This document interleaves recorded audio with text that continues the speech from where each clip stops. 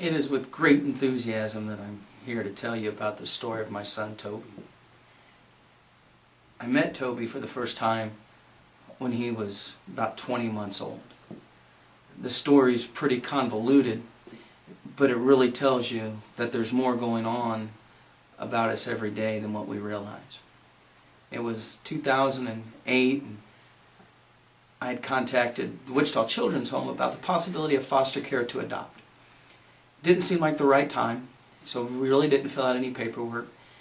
And in April of that year, I was leaving my office at work, and I got a phone call asking if my wife and I were still interested in adopting a little boy. And it just felt like the world had stopped. Felt like we had been asked to come to the party with the universe and be willing to take what the universe would give us. At the time the phone call came, the little boy wasn't supposed to talk, and he wasn't supposed to hear, and they weren't sure if he was going to be able to walk. See, he was a victim of shaken baby syndrome. At 4 months old, he was taken to the hospital. He had hemorrhaging down the right side of his brain, and they had to drill 3/8-inch holes to relieve the pressure. He had bleeding in both of his retinas. He had a broken left arm, bruised ribs, bruised lungs, and they burst both of his testicles. They put him on phenobarbital to control the seizures. At 16 months old, they took him off the phenobarbital. Everything seemed to be fine. And they put tubes in his ears, and he did start to walk. But he really wasn't talking very well. Now, when the lady that called me, what she didn't know is that I did know sign language. I had taken a class at a community college about 25 years ago. And my wife's grandfather had attended the Gallaudet University, the deaf university in Washington, D.C. And that my brother-in-law was deaf. So if this little boy did indeed turn out to be deaf, we were very familiar with the deaf culture. It was not going to be an issue for us. We were introduced to Toby in October of that year, or September of that year. September 11th, we were chosen to be his parents. That was quite a day. I know many people remember September 11th for other reasons, but that day, I was given another reason to remember. I had my son that day.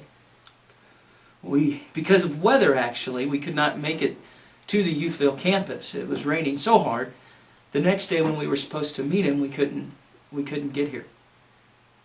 We knew where he lived, and I'd actually driven up to the top of the hill, and I saw this little boy, barefooted, out in a wet street with his foster mama. And I called my wife, and I told her, I said, Deborah, he is beautiful. He's beautiful. October 10th, he was finally placed in our home permanently. And that process of meeting him to when he actually got put in our home on a full-time basis was very difficult.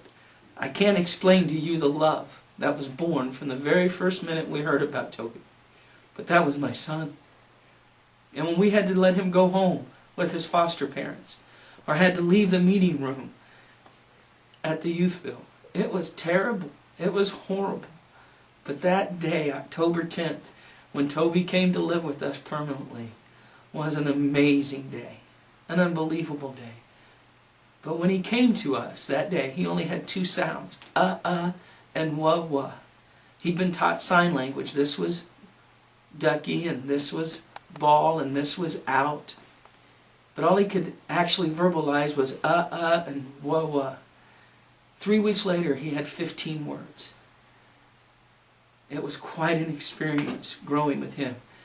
But he was so nervous that I would touch his hand. And where I would touch it, he'd present it to me and he'd scream at me. Ah!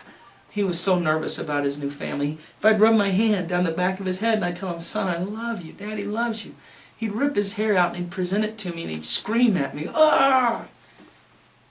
And my wife and I, we'd agonize. We would trouble ourselves. How do we reach this child? But things progressed wonderfully. And Christmas Eve of that year, I was taking out the wrapping paper after we unwrapped our gifts. And the little boy stood by our television. And as Daddy's walking outside with the wrapping paper, this little boy that wasn't supposed to talk, had never said more than one word at a time, he looked at me and 3 times he said, Da, love. Da, love. Da, love. That little boy now, he wears corrective lenses because of the damage. His eyes are crossed, but he speaks perfectly. And he runs perfectly. He's coming up on 5 years old. And Toby Wayne Young is just a wonderful little boy. And I'm thankful I'm thankful that this organization was here to keep him, as I say, on layaway until we'd qualified for him.